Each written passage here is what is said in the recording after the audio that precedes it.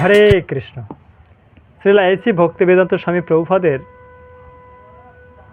জীবনী শ্রীলা প্রভুপাদ লীলামৃত রচনা করেছেন his holiness সৎস্বরূপা Das Goswami. তো সেই ইংরেজি বইটির অনুবাদ আমি এখানে করবার চেষ্টা করব। অবশ্যই ইংরেজি বইটিও পড়ে নিজের আত্মশুদ্ধির জন্য আমি এই চেষ্টা করছি। এতে যদি কোনো ভুল ত্রুটি হয়ে থাকে আমাকে ক্ষমা করবেন। তো আমি শুরু করছি চ্যাপ্টার 1, চাইল্ডহুড। তো প্রথম অধ্যায়ে শ্রীলা এসি ভক্তিবেদান্ত স্বামী প্রভুপাদের শৈশব কাহিনী বর্ণনা করা হয়েছে। We would be sleeping and father would be doing aarti. Ding ding ding we would hear the bell and wake up and see him bowing down before Krishna. Srila Prabhupada. তো প্রভুপাদ তার একটা কোট দিয়ে এই বইটিকে শুরু করেছেন সৎস্বরূপা দাস গোস্বামী প্রভু। আমরা ঘুমোতাম এবং বাবা আরতি করতেন। বাবার ঘন্টার ডিং ডিং ডিং আওয়াজে আমাদের ঘুম ভেঙে যেত, আর আমরা জেগে দেখতাম বাবা ভগবান শ্রীকৃষ্ণের সামনে প্রণাম করছেন। It was Janmashtami, the annual celebration of the advent of lord Krishna some 5000 years before. এটি ছিল জন্মাষ্টমী তিথি। প্রত্যেক বছরের মতো এই তিথিতে প্রায় 5000 বছর আগে ভগবান শ্রীকৃষ্ণ আবির্ভূত হয়েছিলেন এবং সেই ভগবানের আবির্ভাবকে কেন্দ্র করে এই দিনটি তার জন্ম উৎসব হিসেবে পালন করা হতো। Residents of Calcutta, mostly Bengalis and other Indians, but also many Muslims and even some British, were observing the festive day, moving here and there through the city's streets to visit the temples of Lord Krishna. তো কলকাতার অধিবাসীরা, বিশেষ করে বাঙালি এবং অন্যান্য ভারতীয়রা, এমনকি অনেক মুসলমানরাও পর্যন্ত সেই দিনটিকে উদযাপন করতেন, তার সাথে সাথে কিছু ব্রিটিশও। তো তারা কি করে সেই দিনটিকে পালন করতেন? Moving here and there through the cities streets to visit the temples of lord Krishna. ভগবান শ্রীকৃষ্ণের বিভিন্ন মন্দিরে ভ্রমণ করে, রাস্তায় ভ্রমণ করে বিভিন্ন মন্দিরে তারা পৌঁছাতেন এবং দিনটিকে উদযাপন করতেন। Devout Vaishnavas fasting until midnight chanted Hare Krishna and heard about the birth and activities of Lord Krishna from Srimad Bhagavatam. এবং যারা নিষ্ঠাপরায়ণ বৈষ্ণব তারা কি করতেন?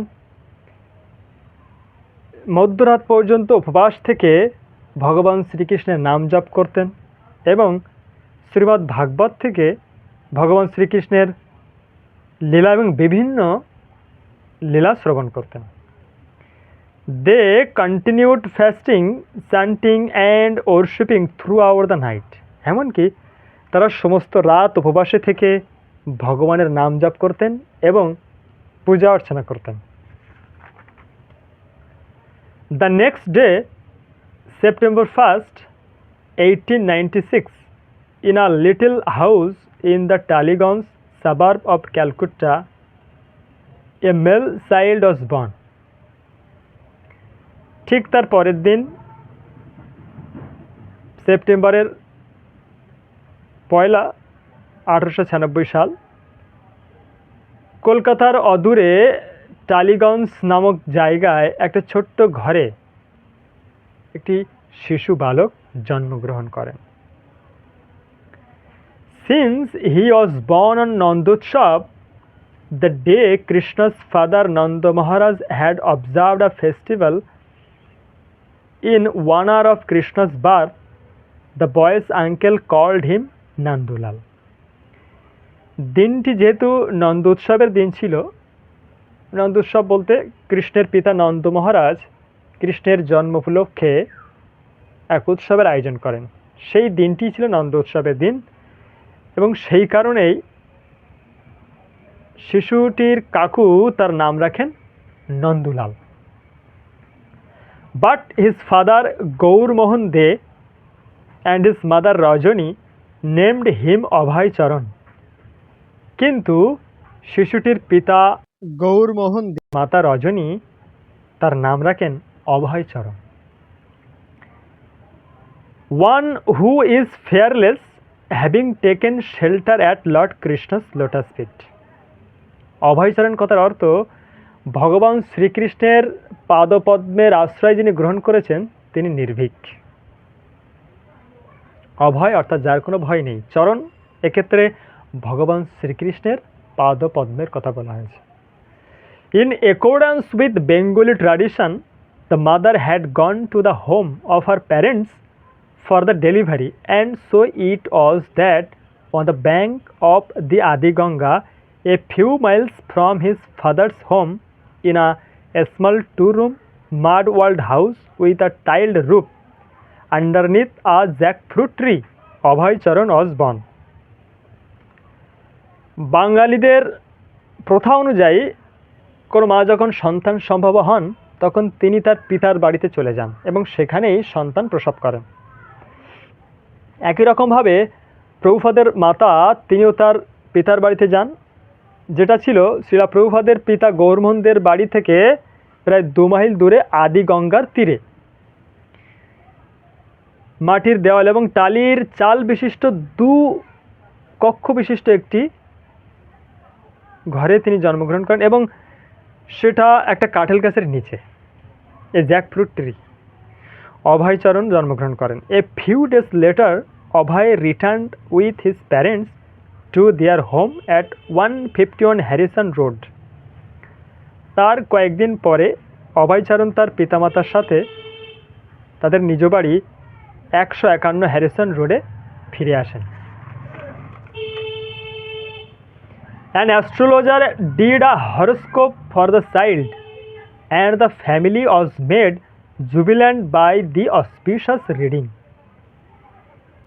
এক জ্যোতিষী প্রভুপাদের কোষ্ঠী বিচার করেন এবং তিনি যা বিচার করেন তা শুনে পরিবারের সদস্যরা খুবই আনন্দিত হয়ে যান।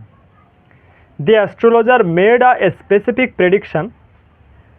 When the child reached the age of 70, he would cross the ocean, become a great exponent of religion, and open 108 temples.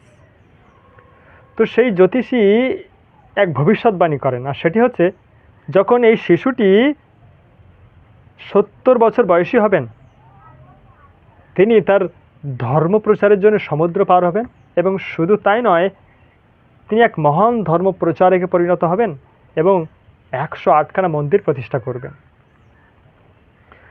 Abhay Charan De was born into an India dominated by Victorian imperialism. Abhaycharan De যখন জন্মগ্রহণ করেন তখন Bharat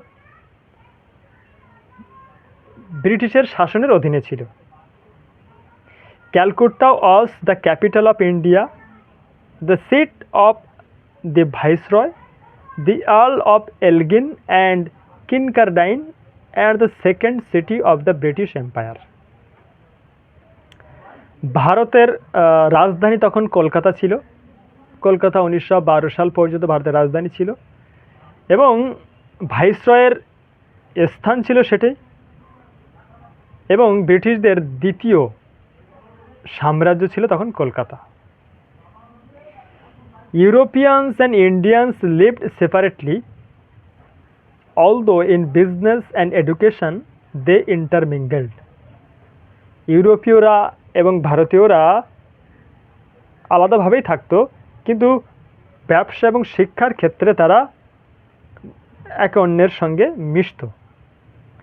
The British lived mostly in central Calcutta amidst their own theatres, racetracks, cricket fields and fine European buildings. তো ব্রিটিশরা বেশিরভাগ তারা মধ্য কলকাতায় থাকতো এবং তারা ব্যস্ত থাকতো তাদের থিয়েটার নিয়ে, রেস ট্র্যাকস নিয়ে যেখানে দৌড় হয়, ক্রিকেট মাঠ নিয়ে এবং তাদের বিভিন্ন তৈরি অট্টালিকার মধ্যে। The Indians lived more in North Calcutta. Here the men dressed in dhotis and the women in saris, and while remaining loyal to the British crown, followed their traditional religion and culture. তো ভারতীয়রা বেশিরভাগই উত্তর কলকাতায় থাকতো এবং তারা পুরুষেরা ধুতি পরিধান করত এবং নারীরা শাড়ি পরতো এবং যারা ব্রিটিশদের অনুগত ছিল তারা তাদের ঐতিহ্যবাহী পোশাক পরতেন।